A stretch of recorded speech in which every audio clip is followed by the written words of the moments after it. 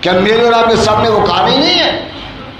حضرت امام حسن رضی اللہ عنہ فرماتے ہیں میری والدہ سیدہ فاطمہ رضی اللہ تعالی عنہا آپ کی حالت یہ ہوتی تھی، اب ساری رات قرآن پڑھتی رہتی، رکوع سجود قیام کرتی رہتی۔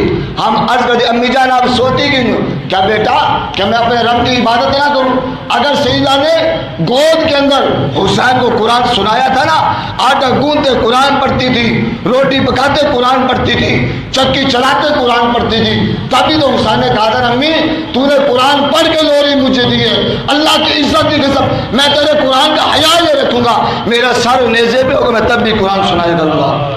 حسین نے قرآن نیزے پہ ویسے نہیں سنا دیا، حسین نے قرآن سنانے کا سبب یہ تھا اسے ماں کی گود میں قرآن سنا تھا۔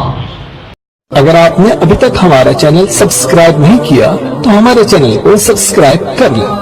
ہم غلامان احمد رضا ہیں،